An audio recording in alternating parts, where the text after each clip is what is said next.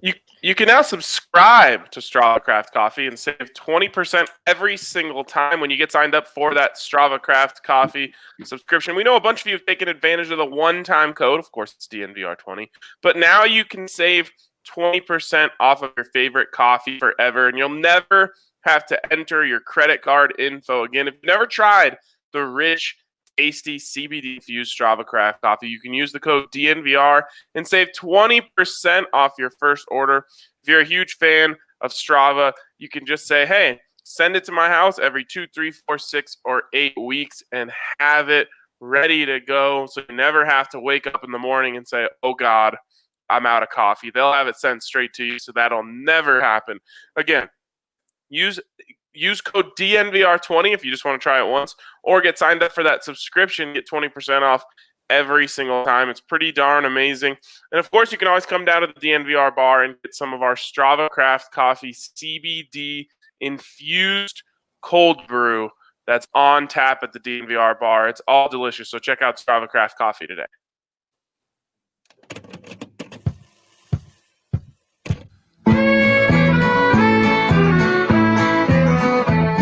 Number one for the one and only DNVR.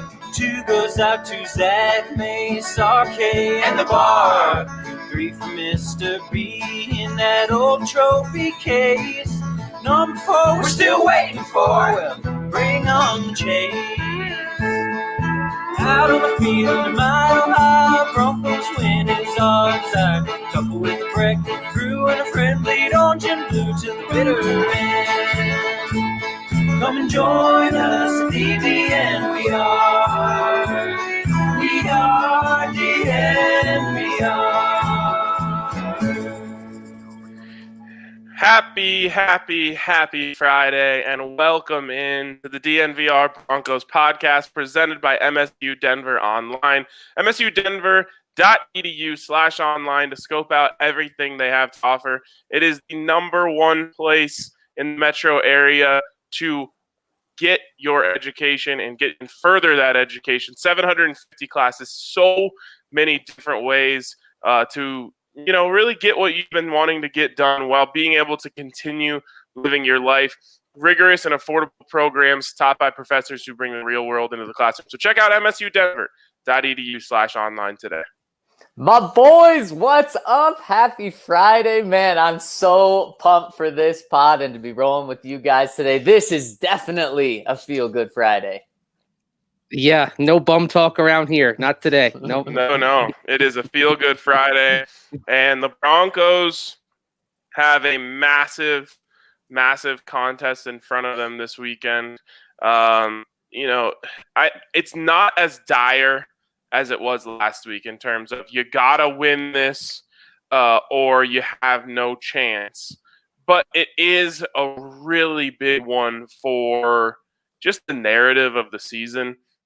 If you go win this one, people are talking about the Broncos. You have no choice but to talk about the team that's won 4 out of their last 5 games, got back to 500, and is playing very well, presumably, with Drew Lock under center. So this one could really, open some eyes nationally, I think.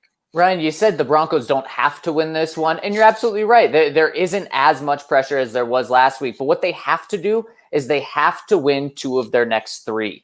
This would be a game that they would steal, and this is probably the least important game of the next 3, and it's probably important to say that before, they potentially lose this one, because the other 2 are, one is against your division rival, the Raiders next week. Then the other is against Miami Dolphins. Both of those 2 teams are right ahead of you in the playoff spot in the AFC West. So this is a road game, non-conference game. So the least important. But if you get this one, then you only have to split the next 2 games to be in good shape moving forward. All of those things are true, Zach. And certainly we mentioned the fact it's a conference game for potential tiebreakers. Yes, the Dolphins game and the Raiders game, they're more important. But I would argue this game is more important for Drew Lock because you need to see him carry the momentum forward that he gained late in the comeback win over the Chargers last Sunday. You certainly are going to probably see some different zone type looks coming from Raheem Morris's defense. They're going to try to confuse him a little bit. I don't think you're going to see the Falcons dropping 7 the way the Chargers did. What can Drew Lock do to build off of a performance late that should have given him all the confidence in the world going forward? And really, 2 out of 3, yeah, that's kind of the magic number here. But you get a win here, and Drew Lock, and if Drew Lock maintains his momentum, unless the defense completely collapses, it is probably going to be a dub. And if that happens, you're looking at 4-0 in this stretch being a realistic possibility. So yeah, in the standings, those other 2 games coming up in the next couple of weeks, they're more crucial for tie breaks. But for Drew Lock, I think this one is more crucial, and he could take the team with him. Hey, what happened last time Drew Lock went to a road game in a dome? Pretty good things. The best game of his career before last Sunday's fourth quarter. Yep, absolutely. Best game of his career. He balled out in Houston. We know that he doesn't particularly like conditions. At least that's what it seems like so far in his career. And he certainly is not going to have to deal with them this time. And he might be going up against an even worse secondary than what Houston was throwing out there last year. Obviously, that one was just, everything went together. What was it like? It was like top 5 QBR game in history. Mm-hmm. Yeah. Yeah. 98.1, I believe, out of 100. I mean, insanely good game for Drew Lock that day against Houston. And I think that, I talked about this on Monday, but it's so huge to just see if him having his mojo back makes a big difference. Because that was the number one thing that was comforting to me from a Drew Lock perspective in the end of the game last week is, that's the Drew Lock that, so many people fell in love with last season.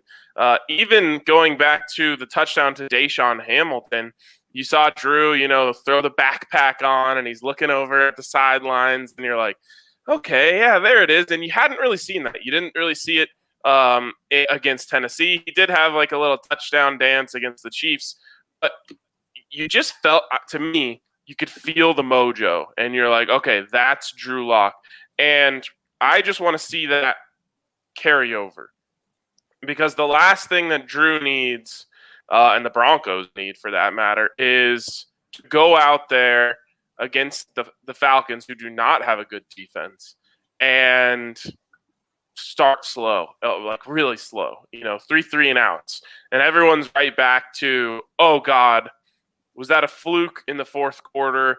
Was we're back to bench Drew for Brett Rippon, basically. We know how quickly people's opinions flip around here. So I want to see Drew build on the momentum and show us that he's comfortable once again, because I didn't think he had looked comfortable at all this season, really, until that fourth quarter. Yeah, we need Drew Lock to keep dancing. Keep dancing, Drew. And he said that's what he's going to continue to do. He said the dance started as the bag in college, then transitioned to the whammy. Well, whatever it is in the NFL, let's brand it now, Drew, because he needs to keep having fun. We can't wait till the fourth quarter and the third quarter, and he knows it. The Broncos know that they can't do that again. And it's hard to imagine what this Broncos offense is going to look like if they start hot, because we haven't seen it. So what happens if they do start hot, guys? Then they truly believe that fourth quarter was something that they can do every quarter, every half. It could be really, really fun. And that's why we were so hyped about this offense in the offseason, is because the talent is there. And there's still no question about that. It's just about it coming together. And man, if it does come together, if it did come together last Sunday, and it's only going to continue to get better and grow together, it's going to be dangerous. Well, let's start with this game. If the offense starts hot, if Drew Lock starts hot, if they pick up where they left off and get a couple of early scores, well, for this defense that's going to need all the assistance it can get, potentially without A.J. Boye, without Shelby Harris, and with the players they've already lost, then that's going to be the best thing that can happen to it, because a hot start, a couple of early touchdowns, you maybe build a a 10-point lead, an 11-point lead early on, what you can do then is make the Falcons one-dimensional. And yeah, that one dimension would at that point be Matt Ryan going to Julio Jones, Hayden Hurst and company, and that can still cause problems. But the big concern on the defensive side for the Broncos is if you're without those key players, are you going to be able to stop both the run and the pass? If the Falcons can have balance and can do both things, you're probably not going to be able to, especially with a potential all backup defensive line. So an early lead, making the Falcons a little more one-dimensional than they want to be, guys, that would be massive for the chances of winning this game. Yeah, and I think you're completely right. Before we talk game plan, let's get a little bit of the feel here. Zach, I'll just ask you, who do you expect the Broncos to have? Who do you expect the Broncos to not have on either side of the ball when they go out there this week? Good news is I do expect Phillip Lindsay to be out there for the Broncos, which is absolutely huge for the Broncos, especially that the Falcons' defense isn't very good, but their run defense is better than their pass defense, so you need all the ammo that you can have on the running side. Now, they won't have Graham Glasgow for a second straight week. Austin Schlottman has done really, really well when he's been in, so that's not a huge concern. On the defensive side, I don't expect A.J. Boye to be back. Now, with the concussion protocol, you really don't know until tomorrow afternoon is when we'll get the final word on that. But just with how intense his concussion seemed at first, I don't expect him back. And Shelby Harris, man, that's another thing that's totally out of the Broncos' control. I'm leaning on no for Shelby right now, which, like May said, would put an entire backup defensive line out there. That's right. The Shelby Harris one is concerning at the very, very, very least. Yeah, because Go ahead. Yeah, look what happened to the defensive line without Mike Purcell last week. So you've already had the straw break the camel's back against a team that should not have been able to average north of 5 yards a carry, should not have been able to run for 200 yards. And the thing is, they get those runs, they get that 200 yards and that 5.5 yards per carry, guys, without a 40-yard breakaway. It's just and that was the concerning thing, how they got the yards. It was 4 yards, 5 yards, 6 yards, easy. And there wasn't a lot of resistance coming in the box from the Broncos defense. And that's why you've already had the straw that broke the camel's back in terms of defending the run, losing Mike Purcell. You take Shelby Harris out of that now, and it's a prescription for disaster, even against a running game led by Todd Gurley, who's not having an impressive season except in scoring touchdowns. It could be a get-well game for him if the Broncos can't take the Falcons out of the running game. Yeah, he's definitely scoring touchdowns, whether they want to score them or not. That's the most concerning thing about this game to me. It's really the main reason why I'm not. I don't know if I would go as far as bullish, but confident. That's why I'm not very confident about the Broncos winning this game. It's just the Falcons don't even really need to run the ball for their offense. Obviously, they want to. They never want to become one-dimensional, but it's not their focus. It's not like you're going up against the Titans this week. But oh God, that'd be a disaster. If they can run the ball, it's just going to make your job really, really difficult because you want to be able to commit to help on Julio Jones and potentially Calvin Ridley. Do we have any update on Calvin Ridley? He did not practice, and man, I would be surprised if he played, but and that would be a huge help for the Broncos, especially if they don't have Boye. Right. No practice today, of course, for the Falcons. So he didn't practice yesterday. Nobody in Atlanta's practicing today because of COVID and going virtual. So I'd be shocked if he played on Sunday without even a snap of practice, basically. What I was going to say is if all of a sudden you start having to load up the box because you can't stop the run, you're toast. You're just toast. You absolutely cannot cover Julio Jones one-on-one. And if Calvin Ridley's out there, I promise you definitely cannot cover both of them one-on-one on the same play. Like, it just you won't be able to do it. You might be able to get away with a couple snaps of it throughout the game, But if they start biting off 5 yards a carry and you have to commit extra resources down there, you're going to give up big plays. There's going to be big wide open spaces in the back end of your defense, and those guys find it so well. And Matt Ryan completes those easy passes at a crazy rate. So to me, Ryan, when I hear you say that, I'm thinking the Broncos are hosed because if you don't load the box, how are you going to stop the run? Is it just hoping and praying that these 3 backup defensive linemen step up and play just as good as your starters? I mean, that seems a little crazy to just be hoping. It's that, and it's also a combination of Josie Jewell and Alexander Johnson playing above their level. They have to step up and stop plays before they get to the second level.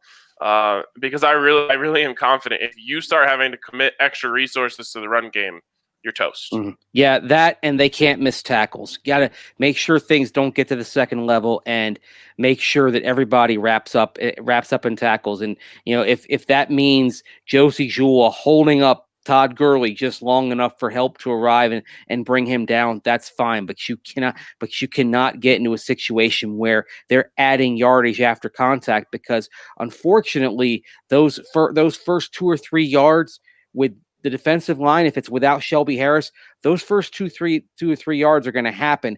How do you make sure that the damage doesn't get any worse than that? And that is on wrapping up and tackling, and that's on everybody. I mean, you look back at last week, Michael Ojemudia struggled in tackling. He wasn't wrapping up. He was kind of leading with his shoulder, and guys were bouncing off of him. So it's good fundamental tackling is going to be one of your best friends in this game. Yeah, without a doubt. Man, I came into this feeling optimistic. I was, 50-50 on a teeter-totter, but leaning optimistic.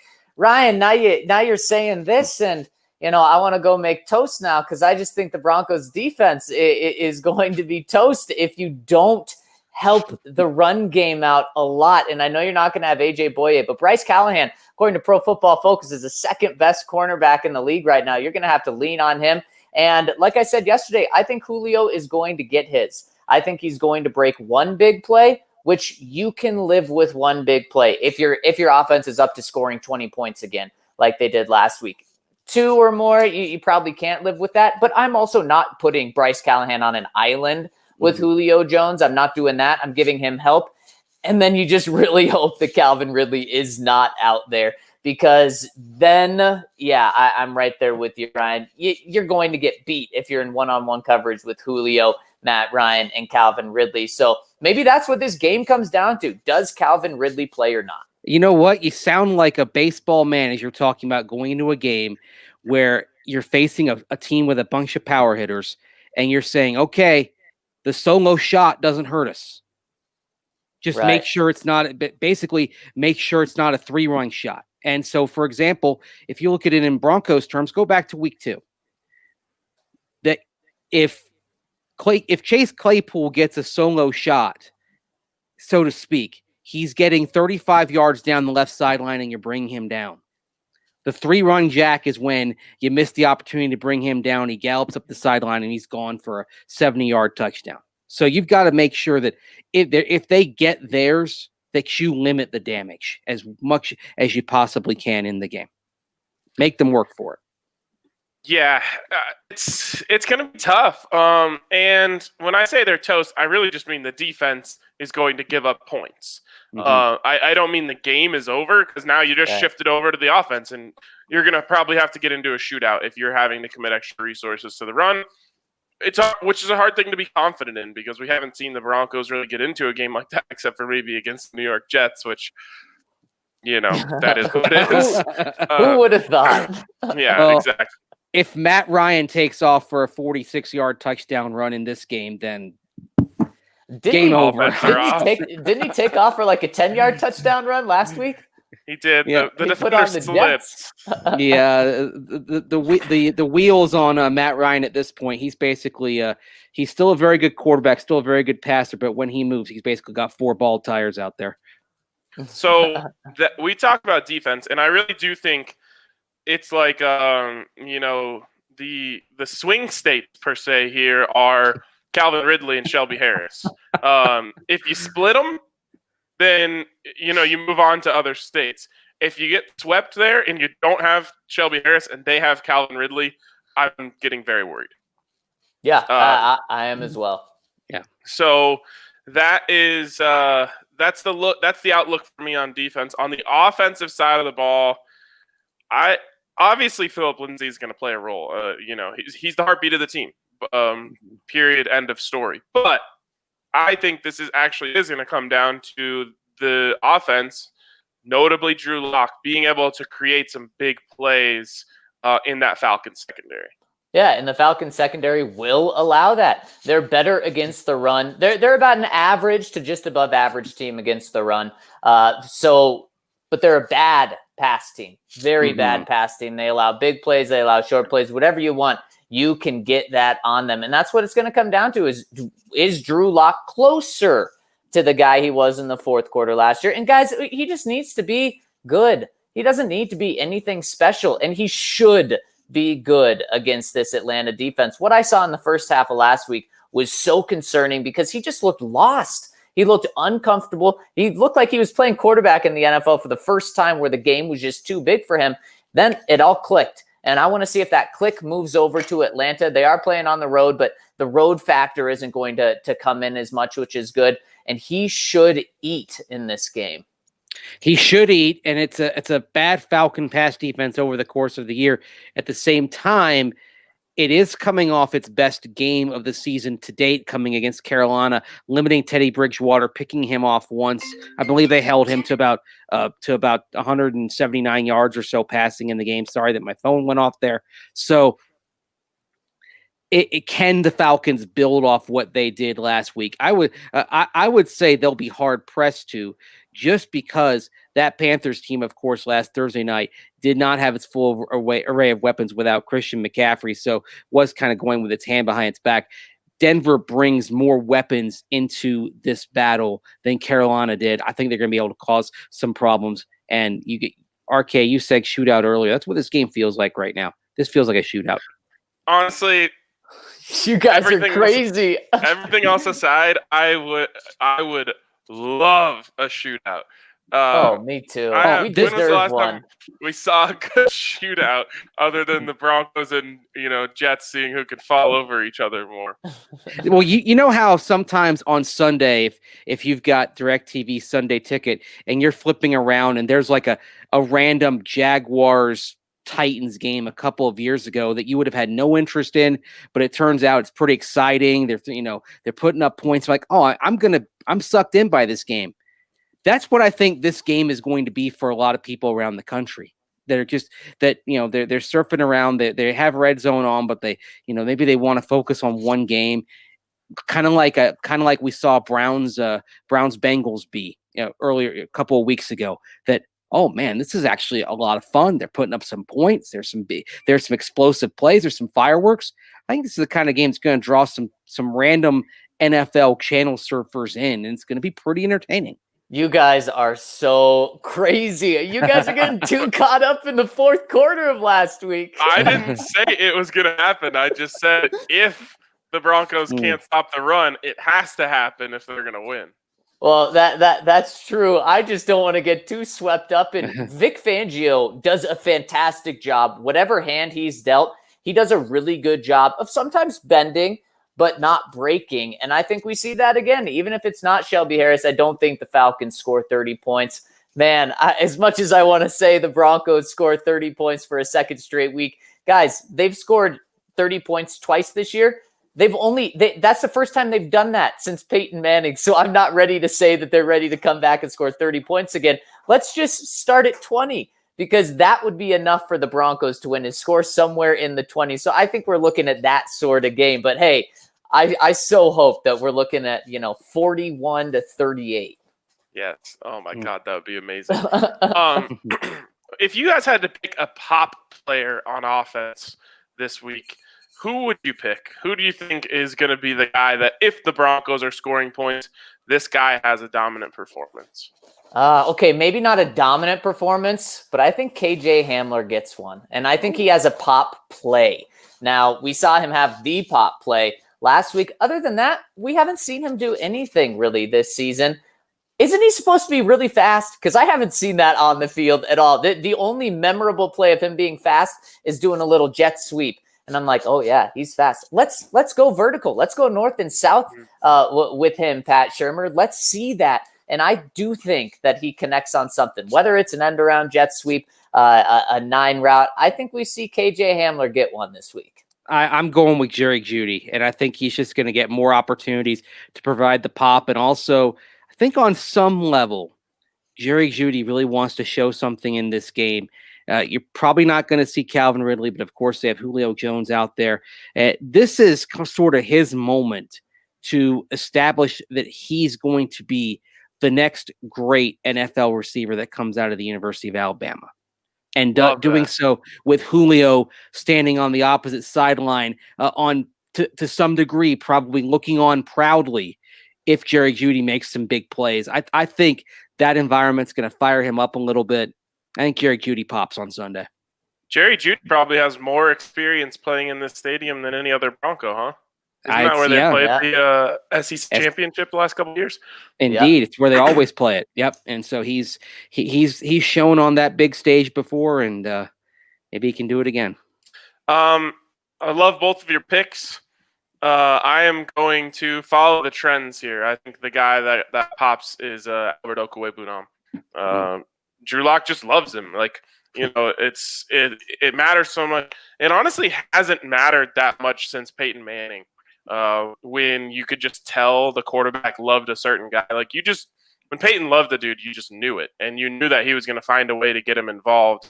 And somehow, some way, people are trying to turn this into a negative thing in some corners of Twitter, that Drew Lock loves Albert Okwuegbunam. I don't know why, because it's worked out really well the last 2 weeks. The first week, in Albert Okwuegbunam's first ever game, they were close, and it didn't connect. And somehow, like, a negative narrative was built that day, even though the Broncos won. Also mind-boggling.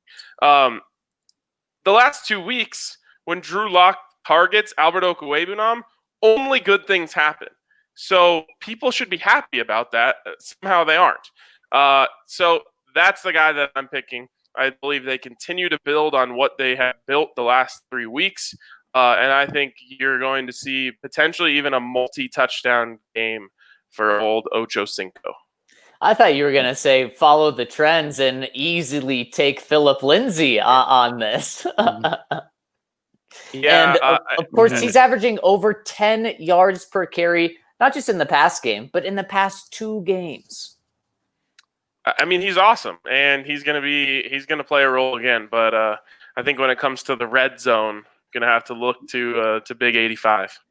Yeah, and the other thing also, one reason why I'm just skeptical about the running game in general is that's the one thing the Falcons defense has done reasonably well this year is contain the run. Grady Jarrett in particular has been a force on the interior, and he's going to cause some problems for the Broncos interior run blocking. So that's why I tend to be skeptical about what they can do on the ground in this game. I always say it. I'd like to see Phillip Lindsay get involved in the passing game. I'd like to see them uncork him a little bit in this game. Maybe there'll be some avenues there for that. To be fair, though, Mace, you kind of said that the Falcons' pass defense was good last week, and you're kind of giving them that momentum, only holding the Panthers to 157 passing yards. Their run defense was bad last week. They allowed 147 rushing yards. So, maybe they've lost it in the past week, and Phillip Lindsay can pick up on that. The last order of business we have here, gentlemen, in the first segment and the live segment of the show. Thanks to everyone who did join us on the live side of things. And if you are watching on YouTube, we'd love if you hit this video with a little thumbs up. Maybe consider subscribing to the DNVR page. We appreciate all of those. But last order of business here before we move on to the podcast side of things is score predictions. Mace, I will start with you. Well, I don't think it's going to be quite a shootout. I think it's a possibility, but it'll feel like a shootout compared to what we've seen from the Broncos in the last few years. I'm picturing it this way, guys. It's another comeback. It's another late touchdown pass. Broncos 28, Falcons 27. Wow, there we go. Mace bringing some optimism here. And of course, this game is a 4-point spread. The Falcons are 4-point favorites going into the weekend right now, I believe. So Mace, you'd be picking against the spread there. You'd be taking the Broncos easily with the points. And I definitely like the Broncos to win this game against the spread. I think, they could lose by 3. I could see that happening. And man, I am just teetering on this edge that the game is going to be 24-23. And I don't know who wins. I don't know who wins. So it doesn't matter. If you prefer spread, though, you've already decided. Yes, but we needed it. Yeah, that's what I'm saying.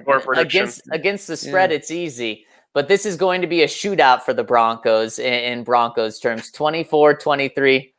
The Broncos are going to win, guys. They're going to get the momentum for last week and carry it over, and Drew's going to come in the clutch this week. Wow, people were calling you a downer last week, Zach, for giving your opinion. So maybe they'll flip on you a little bit this week. I